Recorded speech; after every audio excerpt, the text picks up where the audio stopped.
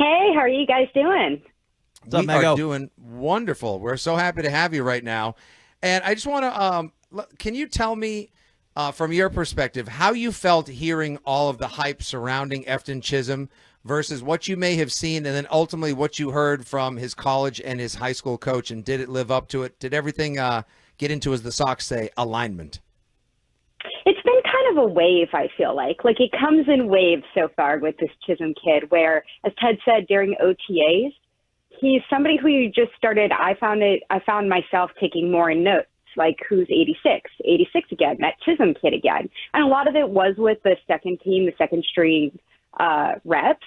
But then on the very last day of OTAs, when Kendrick Bourne was absent, he gets bumped up into some first string reps and actually catches a target from Drake May. And I think that's that day when he had 7 targets and he didn't drop a single pass. A lot of us looked at each other and were like, okay, they might have something with this kid. Like he was a little bit on the radar going into, you talk about free agency and the draft, he's undrafted, but he was a pretty highly sought after undrafted free agent and actually signed a pretty rich contract of guaranteed money, like over about $250,000 with the Patriots. Other teams reportedly wanted him. So then you get into minicamp. I would say minicamp was a little quieter for him. I agree with Ted, especially the second day. They were inside, and the whole offense, I thought it looked like they took a step back and on that day in particular. But again, they're inside. So like everything was kind of a crazy, chaotic mess.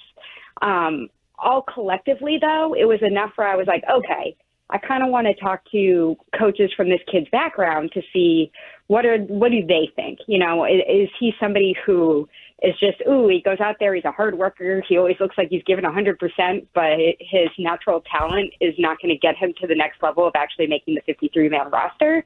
Or is there a realistic shot from their perspective, especially his college coach from Eastern Washington, because that coach was with the program when Kendrick Bourne was a receiver there, and of course when Cooper Kupp was a receiver there. Mego, in talking about your piece, can you give us a little bit of the profile of the parties who you did talk to about Efton Chism, and did they share any similarities in terms of how they talked about this guy? Yeah, so I talked to his college coach, Aaron Best, from Eastern Washington, and he's been with that program since 2000. And then what I thought was kind of an interesting relationship that Efton Chisum has is his high school coach is this guy, Michael Bumpus, who was a Seattle Seahawks wide receiver, and he was actually an undrafted free agent himself who made the roster there in 2008, actually caught a touchdown pass from Matt Hasselbeck back then. And he had this really interesting perspective where he's known Efton since 6th grade, trained him at his local gym that is sports specific, and then happened to be his high school coach at the same time. And that's where that quote that is the headline of the piece, best kid I ever coached. I mean, he was over the moon about him. I think his college coach definitely has the perspective of, hey, I've seen guys come through here who at least are a level of talent where they're going to get a shot in the pros, and I put Efton in that category. His high school coach is like, it's going to take a ton of work. He called it a battle from here on out, but the makeup of this kid is the person who just goes out and works the hardest, grinds the hardest, is smart, and is going to give himself the best possible shot with everything that he's given. Mego, the two kind of qualities that stand out for somebody like this, and I'm just curious, like if this is what you feel is, particularly reading your article, is one, he catches everything that's thrown to him, so he's got excellent hands, plucks everything out of the air, and then the next thing is he has the ability to get open, which is not always the easiest thing to do. I mean, to me, you don't have to run the fastest straight line, especially if you play slot. Can you get open fast? And it feels like those are his best two attributes, is he gets open fast and he catches everything thrown to him. Would you agree? Yeah, I mean, those are qualities that are pretty sought after in a wide receiver, right, Ted? Yep. Especially on this team, where I think what's interesting here is, especially talking to his college coach, he was very frank about he does not have the measurables that you look for, say, at the combine or pro day. He doesn't run a 4.4 40-yard dash. He's not 6 feet tall. He doesn't have the catch radius of even somebody like Cooper Kupp. but he has this way of being open all the time. He has this way of when the ball comes to him, he catches it. And it's, if you look at him from his college profile, sure, he played at an FCS school, but his college coach said he was the guy who was targeted all the time. Like, he was the guy who drew the pressure. He was the number one receiver, and he still finishes with almost 4,000 yards in his college career.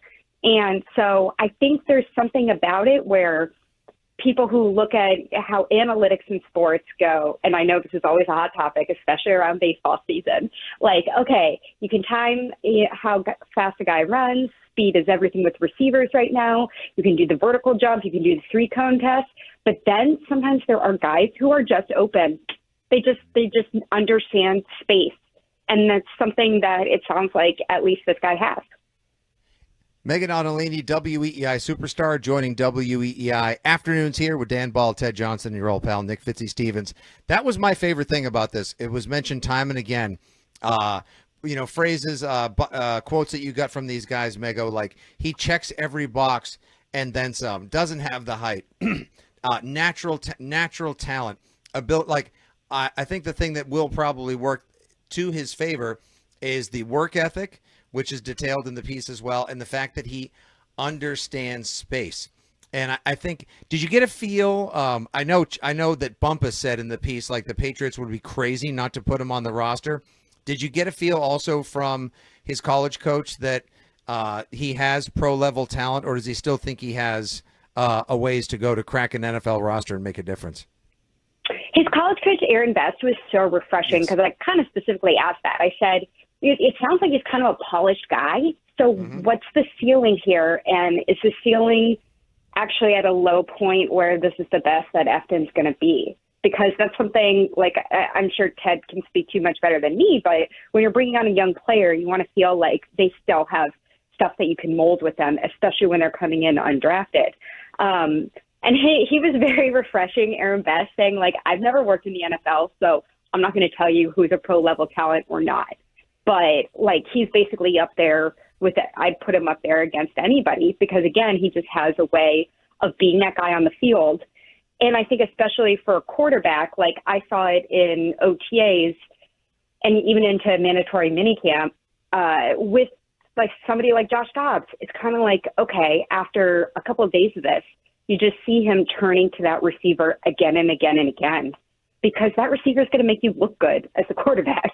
Even if it's a check down, even if it's a really simple route, like if it's a completion, it's a completion, right? And so I think, like in terms of pro-level talent, what it remains to be seen is when the pads come on, can he still get open in that space against press coverage? When you're going into joint practices, when Washington's coming to town and you're going up to Minnesota and he gets high-level rep opportunities, is he going to be able to be open the same way? I think that's going to be the biggest challenge for him. Yep, they're going to test him physically. A lot of receivers can't hack it in the NFL. They play a lot of off coverage in college, and so they can't handle how physical the game is. Quickly, Mego, last question for us. Does he, in your opinion, I'm looking at the receiver roster right now, and they got 9 guys that potentially could make this team. I think they might keep 6. Do you think that Efton Chisum will be one of the 6 receivers that they keep when it's all said and done? I do.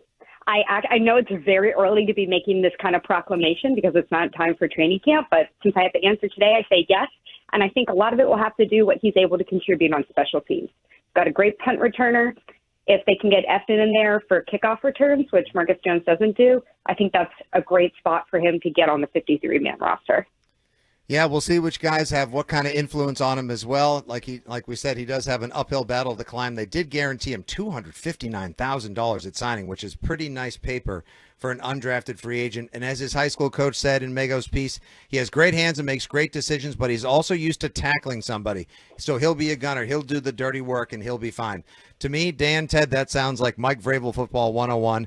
And I'll be rooting for him and can't wait to see him once training camp starts. July 23rd. You can follow her at Megan_Ottolini. Read her work at weei.com. Hear her on the weekends and filling in all over the dial. And, of course, a part of the Six Rings and Football Things podcast. Mego, enjoy your first summer weekend. Be well, and we'll talk to you soon. Thanks. You too, guys.